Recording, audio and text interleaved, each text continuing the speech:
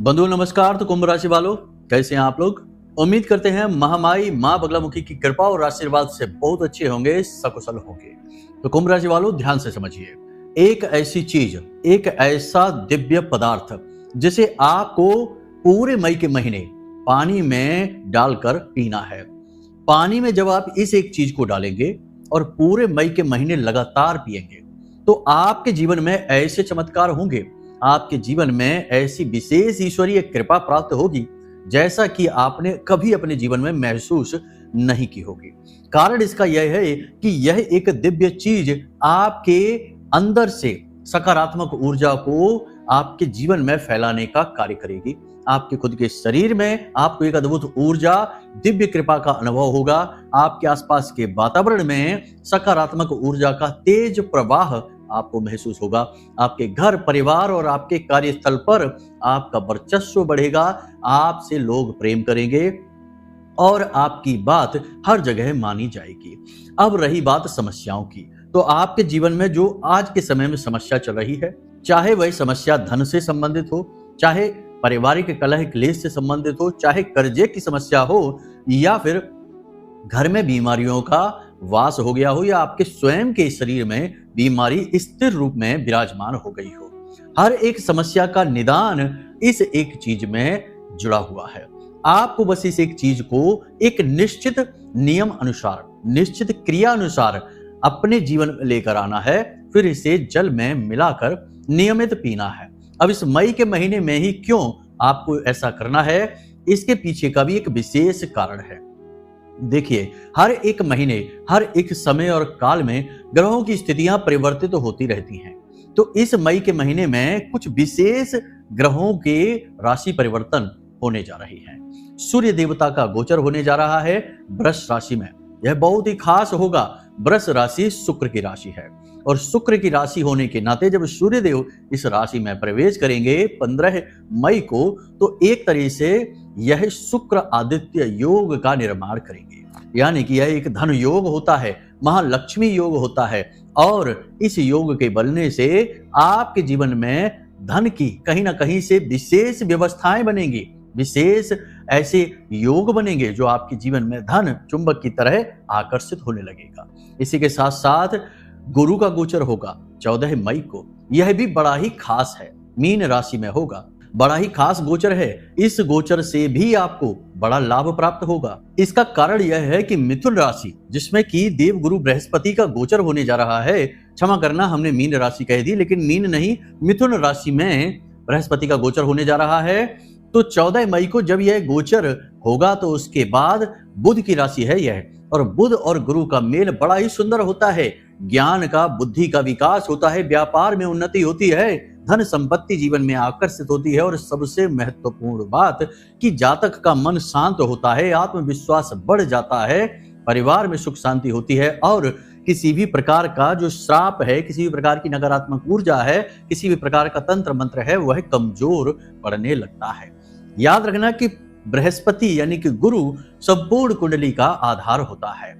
जितने भी ग्रह, नक्षत्र और गोचर होते हैं, और जितने भी भाव हैं, कुंडली के 12 भाव हैं, इन सब में देव गुरु बृहस्पति का सबसे प्रमुख स्थान माना जाता है, क्योंकि यह कुंडली का सबसे ज्ञानवान ग्रह होता है। ग्रह माला में इसका सर्वोच्च स्थान है ज्ञान के विषय में, आध्यात्म के विषय में।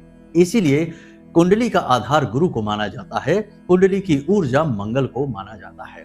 तो कहने का मतलब यह है कि आने वाले समय में, इस मई के महीने में आपको बड़े लाभ मिलने वाले हैं। लेकिन ये बड़े लाभ आपको मिलेंगे कब? जब आप कुछ विशेष उपाय, क्रियाएं करेंगे।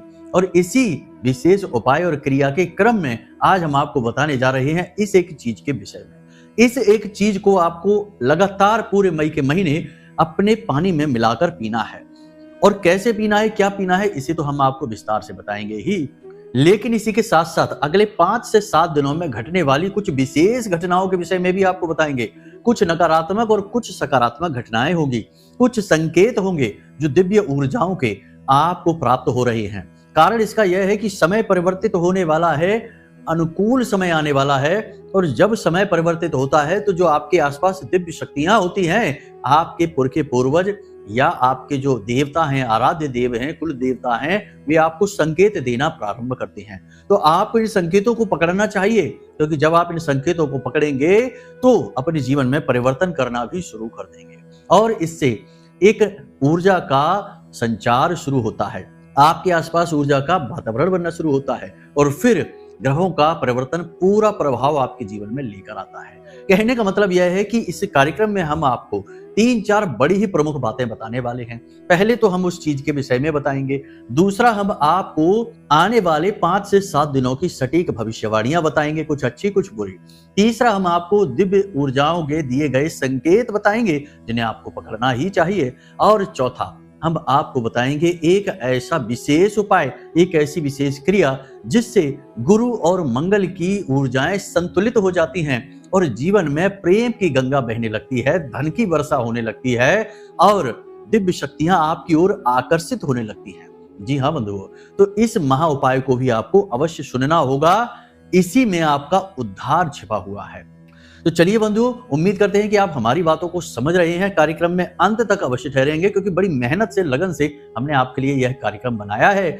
आप इसे पूरा सुनेंगे और इसमें बताई गई क्रियाओं को जीवन में शामिल करेंगे तो आपको इस मई के महीने में अद्भुत लाभ प्राप्त होंगे और मई का महीना समाप्त होते होते एक बड़ी सी मुस्कुराहट आपके चेहरे पर दिखाई देगी और उसमें कहीं ना कहीं छोटा सा योगदान हमारा भी होगा और महामाई की बड़ी सी कृपा आपके पास होगी। तो चलिए बंधुओं, कार्यक्रम को अंत तक अवश्य देखना। माई को याद करते हुए, महामाई को अभिवादन करते हुए इस कार्यक्रम को प्रारंभ करते हैं। कमेंट बॉक्स में पूरे भक्ति भाव के साथ लिख डालिए, जय मां बगलामुखी कृपा करो। महामाई इतनी दयालु हैं कि वे निश्चित तौर पर आपके ऊपर कृपा करेंगी, हमें पूर्ण विश्वास है। इसी के साथ साथ यदि माई के लिए भाव गहरा है, जो कि होना ही चाहिए, हमारी माँ, आपकी माँ, सबकी माँ एक तरफ और महामाई एक तरफ। अपनी माँ के लिए तो भाव सबके लिए होता है, लेकिन जो इस ब्रह्मांड की माँ है, हर एक माँ की भी माँ है, उसके लिए भी भाव मन में अवश्य होना ही चाहिए, वरना तो जीवन ही व्यर्थ है। तो चलिए कमेंट में लिख डालिए कि मैं भी माई के परिवार का हिस्सा हूं। बड़े गर्व की बात है यह। याद रखना कि यह जो कार्यक्रम है, ये महामाई के धाम से ही प्रसारित हो रहा है। तो इस कार्यक्रम में बताई गई हर एक बात की प्रामाणिकता की जिम्मेदारी हम लेते हैं। जो बातें हम बताने जा रहे हैं वे 100% गारंटीड हैं, आपके ग्रह गोचरों पर आधारित हैं, आपके जीवन में चल रही क्रियाओं पर आधारित हैं और महामाई के द्वारा दिए गए संकेतों पर, अनुभवों पर आधारित हैं। इसलिए इन बातों को झुटलाया नहीं जा सकता है और इनकी संपूर्ण जिम्मेदारी हम लेते हैं। बस आप धैर्य से कार्यक्रम को सुनिए और अंत तक आपको अद्भुत ज्ञान प्राप्त होगा। तो चलिए बंधु, अपने मूल विषय को अब शुरू करते हैं, ध्यान से समझिए। प्यारे मित्रों, हमारे अत्यंत प्रिय और परम पूज्य अमिताचार्य जी के पास माँ बगलामुखी और माँ भद्रकाली की साधनाओं का वर्षों का अनुभव है और माता रानी की इनके ऊपर पूर्ण कृपा और सिद्धि है। आचार्य जी ने अपने सटीक कुंडली विश्लेषण और श्रेष्ठतम उपायों के माध्यम से हजारों लोगों के जीवन को खुशियों से भरा है। आचार्य जी का कुंडली विश्लेषण और उपाय करवाने का तरीका इतना अद्भुत है कि जीवन के हर एक दुख और कष्ट का कारण जड़ से ही समाप्त हो जाता है। फिर समस्या चाहे जैसी भी हो, कर्जा बहुत बढ़ गया हो, व्यापार चल नहीं रहा हो, बीमारियों में आप बर्बाद हो चुके हो, रिश्तों में प्रेम समाप्त हो चुका हो, या फिर नौकरी ही ना मिल रही हो, विवाह में देरी होती हो, कैसी भी समस्या हो, इन समस्याओं का कारण क्या है, कौन सी महादशा परेशान कर रही है, कौन सा दोष लगा हुआ है, सब कुछ आचार्य जी इतना सटीक बताते हैं कि वर्षों वर्ष के दुख कुछ ही दिनों में समाप्त हो जाते हैं। अगर आपके जीवन में भी कोई ऐसी संकट की घड़ी है तो यही सही समय है जब आप पूज्य आचार्य जी के हाथों से अपनी कुंडली का विश्लेषण करवाएं और वर्षों से चल रहे दुखों और संकटों के इस चक्र से बाहर निकल जाए। प्यारे मित्रों, अभी वीडियो में दिए गए नंबरों पर फोन करिए और अपनी कुंडली का श्रेष्ठतम आकलन करवा डालिए। जिंदगी बदलने का ये सबसे बड़ा मौका हाथ से मत जाने दीजिएगा। जय माई की, महामाई आपका कल्याण करे। सबसे पहले बात करते हैं आने वाले 5 से 7 दिनों की विशेष भविष्यवाणियां। तो सबसे पहले बात करते हैं सेहत के विषय में, क्योंकि यही तो सबसे बड़ा सुख है। पहला सुख है सुंदर काया। तो सुंदर काया यानी कि स्वस्थ काया, हेल्दी बॉडी। तो हेल्दी बॉडी आपकी रहेगी कि नहीं अगले 5 से 7 दिनों में, ध्यान से समझिए। हेल्दी शरीर यानी स्वास्थ्य आपके पास अगले 5 से 7 दिनों में रहेगा। परंतु इसके लिए आपको 3 काम करने होंगे। पहला काम यह है कि अपने स्वास्थ्य का ख्याल रखना होगा। दूसरा काम यह है कि खान पान का विशेष ख्याल रखना होगा। और तीसरा काम यह है कि योग, प्राणायाम और अध्यात्म से जुड़ना होगा। चौथा काम एक और आपको बता देते हैं कि अनुशासन में रहना होगा। अनुशासन केवल इतना ही नहीं है कि समय से सो गए और समय से जाग गए। अनुशासन मतलब कि खान पान का अनुशासन, घूमने फिरने का अनुशासन और समय बर्बाद ना करने का अनुशासन, और सबसे महत्वपूर्ण कि हर एक कार्य को निश्चित समय पर पूर्ण कर लेने का अनुशासन।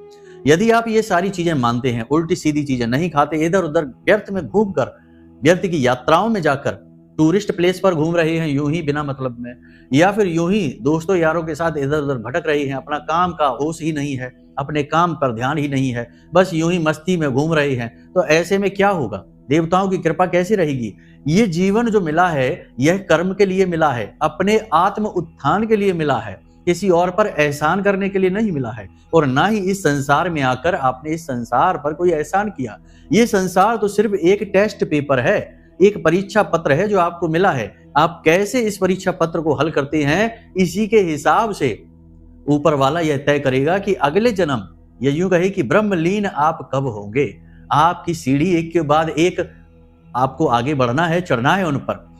या तो आपके कर्म आपको नीचे गिराएंगे, पशु योनि तक पहुंचा देंगे, या फिर आपके कर्म आपको और ऊपर ले जाएंगे। तो बस काम करना है, मेहनत करनी है, लगन से काम करना है, मन में ईश्वर की भक्ति रखनी है, ईश्वर में पूरी आस्था और विश्वास रखना है, और बस इसी से आत्मोत्थान होता है। सत्य की राह पर चलना है। समय बर्बाद करने में या फिर इधर उधर की फिजूल बातें करने में कभी भी विश्वास नहीं रखना है। यही तो है ईश्वर की विशेष कृपा, और यही है सतमार्ग पर चलना। तो बस यही आपको करना है, तो आपका स्वास्थ्य अच्छा रहेगा। लापरवाही का नतीजा खतरनाक होगा, और इतना खतरनाक होगा कि आप अपना काम छोड़ छाड़कर घर पर लेटना पड़ेगा अगर आपने अपने स्वास्थ्य का जरा भी ख्याल नहीं रखा। बेशक काम करने के चक्कर में ही आप अपने स्वास्थ्य को भूलेंगे तो ऐसे बीमार होंगे कि आपको घर पर रुकना पड़ेगा। काम तो छूट ही जाएगा, सेहत भी आपकी खराब हो जाएगी। विशेष ख्याल रखने की आवश्यकता है सेहत की, ठीक है, क्योंकि मंगल नीच के चल रहे हैं, 100% आपको बीमार करेंगे, तो थोड़ा सावधान रहने की आवश्यकता है। अब बात करते हैं दूसरी भविष्यवाणी। अगले 5 से 7 दिनों में आपको कर्जा लेना पड़ेगा। कर्जा किसी न किसी रूप में आपके पास आएगा, हर हाल में आएगा, आप रोक नहीं सकते हैं। देखिए, जो नियम है, जो विधि का विधान है, उसे रोका नहीं जा सकता, वह विधि ने अपने हाथ में ले रखा है। हानि लाभ जीवन मरण, यश अपयश विधि हाथ। हानि मतलब कर्जा। तो जब आप पूर्ण रूप से अपने जीवन में व्यवस्थित चलेंगे, हर निर्णय को सोच समझ कर लेंगे, तो आप कर्जा भी यदि ले लेते हैं तो उससे मुक्ति के मार्ग भी आपको पता रहते हैं कि कैसे इससे बाहर निकलना है।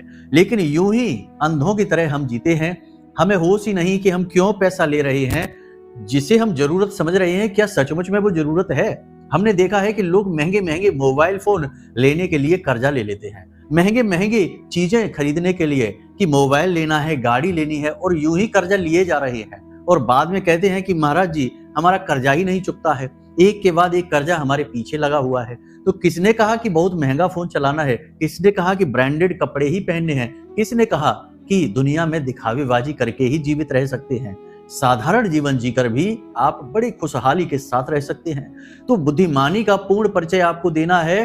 देखिए, हमारी बातें थोड़ी सी कठोर हो सकती हैं, किसी के दिल को चुभ सकती हैं, लेकिन बातों में सच्चाई है, इसीलिए बात चुभेगी।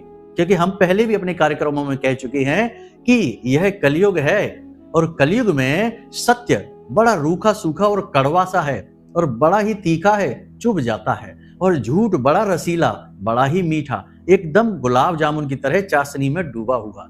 लेकिन समस्या यह है कि जैसे ही झूठ जीवन में आता है, जीवन निरर्थक हो जाता है, अर्थहीन हो जाता है, बिल्कुल बिना पतवार के नाव की तरह जीवन हो जाता है, कहीं का कहीं भटकता हुआ निकल जाता है। लेकिन जो सत्य की राह पर चलता है, उसका जीवन रूखा सूखा और कड़क हो सकता है, लेकिन वह चलेगा मार्ग पर ही, क्योंकि सत्य पर चलने वाले का हाथ स्वयं भगवान पकड़ते हैं। इसीलिए कमजोर होने के बावजूद भी पांडवों का साथ भगवान श्री कृष्ण ने दिया, क्योंकि वो सत्य की राह पर चल रहे थे। तो याद रखना, कि आपको सत्य कड़वा लग सकता है, लेकिन सत्य की खूबी यही है कि वह अपने आप में पूर्ण है। उसे दिखावेबाजी की जरूरत नहीं है, नाटक की, ड्रामेबाजी की आवश्यकता नहीं। इसलिए थोड़ी सी कड़वी बातें हो जाती हैं, तो इन बातों के सार को समझना है। ठीक है, तो चलिए यहां तक आपने समझ लिया।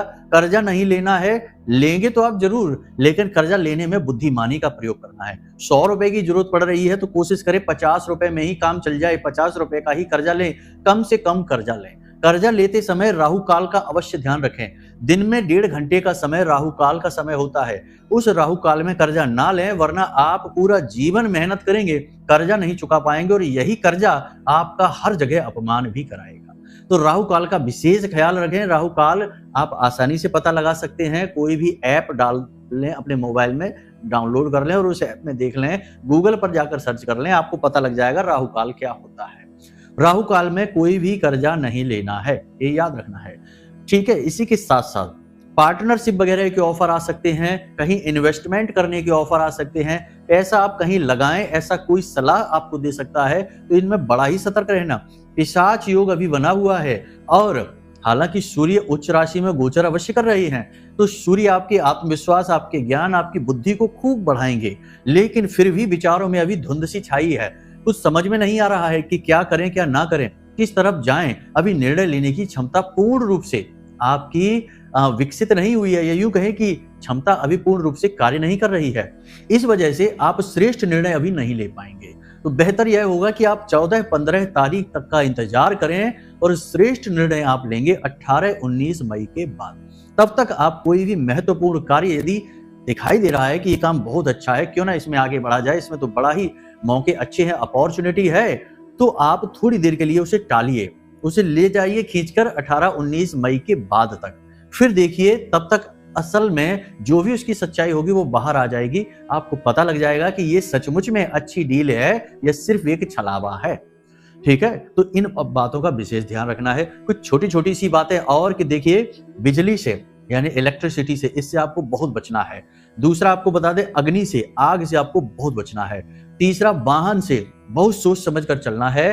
कोई भी नया वाहन ना खरीदें, और यदि वाहन खरीदना ही है कि भाई कोई इमरजेंसी है, कुछ बात है, तमाम तरीके की परिस्थितियां होती हैं जीवन में, हम नहीं कहते कि सीधे सीधे रोक लगा दो। तो अगर यदि खरीदना ही है वाहन, ठीक है, तो वाहन खरीदने का सर्वोत्तम तरीका यह होता है कि पहले आप जो भी आपके आराध्य हैं, जैसे भोलेनाथ हैं या फिर हनुमान जी हैं, या जो भी आपके आराध्य हैं जिनके लिए मन में भाव है, 4 से 5 दिन लगातार उनके मंदिर में जाइए और उनके दान पात्र, जो मंदिर का दान पात्र है, उसमें कुछ धन डालिए, थोड़ा सा धन डालिए और भगवान से प्रार्थना करिए, निवेदन करिए कि भगवान, हम इस तरह से नया कार्य शुरू करने जा रहे हैं, वाहन खरीदने जा रहे हैं या कोई भी कार्य करने जा रहे हैं, और यह वाहन हम आपकी कृपा और आशीर्वाद से ही प्राप्त कर पा रहे हैं, और इस पर आपकी कृपा हमेशा बनी रहे, ऐसा हम आपसे निवेदन करते हैं, आग्रह करते हैं, आप हमारा साथ दीजिए। इस प्रकार भगवान से निवेदन आपको करना है। और जिस दिन आप वाहन खरीदने जाएं,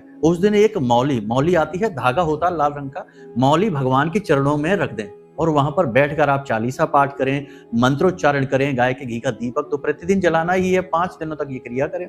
उसके बाद आप वह मौली लेकर आएं और उस वाहन में आप कहीं पर भी उच्च स्थान पर, यानी ऊपर के भाग में उस मौली, उस धागे को लपेटिए, चारों तरफ लपेटिए, आगे पीछे दाएं बाएं चारों तरफ लपेटिए। इससे उस देवता की कृपा इस वाहन तक आएगी। यदि हनुमान जी की सेवा आप करते हैं तो हनुमान जी के बाएं पैर का सिंदूर उस वाहन में उच्च स्थान पर लगा दीजिए, चारों तरफ लगा दीजिए। फिर देखिए कि वह वाहन कैसा आपका फलित होगा। ठीक है, देखो, हर चीज का विधान है, हर चीज का नियम है।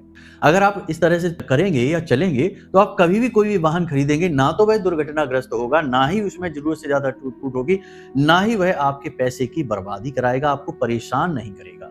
ठीक है, तो इस तरीके से आप वाहन खरीदना। बाकी कोई भी महत्वपूर्ण आपको कार्य नहीं करना है, ये हम आपको बता चुके हैं। देखिए, छोटी छोटी बातें हैं, लेकिन बातें बहुत महत्वपूर्ण होती हैं, इनके परिणाम बहुत बड़े होते हैं। हमेशा छोटी बात ही लोग अनदेखी करते हैं और बाद में उसके बड़े दुष्परिणाम जब जीवन में आते हैं तो लोग रोते फिरते हैं कि गुरुजी, हमने तो कोई गलती नहीं की, लेकिन हमें इतने दुख क्यों मिल रहे हैं, हमारा काम क्यों नहीं चल पा रहा। गलतियां छोटी छोटी इतनी सारी कर ली कि एक बड़ा दुष्परिणाम निकल कर बाहर आ गया। तो इसको समझना बहुत जरूरी है।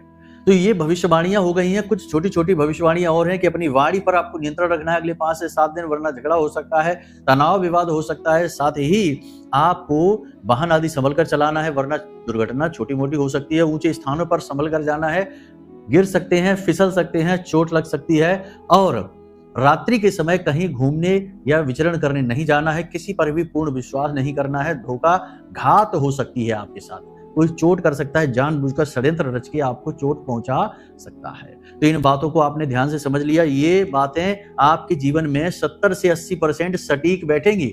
आप इन्हें बस ध्यान से समझकर देखना अगले 5 से 7 दिनों में क्या हो रहा है कि नहीं, ठीक है। बाकी अब बात करते हैं संकेतों की, क्योंकि देखिए समय परिवर्तित जब होता है धीमे धीमे, तो देवताओं के संकेत मिलने शुरू होते हैं। तो अब संकेतों को ध्यान से समझिए। 3 तरीके के संकेत ही हम आपको बताएंगे, ज्यादा नहीं। फिर आप खुद ही समझ जाएंगे कि पॉजिटिव समय आ रहा है, आपका नजदीक है और आपको क्या करना है। अगर आपको सपने में पक्षी दिखाई देते हैं 3-4 तरीके के, हंस दिखाई देता है, नीलकंठ दिखाई देता है, मोर दिखाई देता है, या फिर किसी भी प्रकार का कोई भी उड़ता हुआ पक्षी दिखाई देता है, तो आप समझ जाना कि देवताओं की कृपा आपके ऊपर है, आपको शुभ संकेत मिल रहे हैं।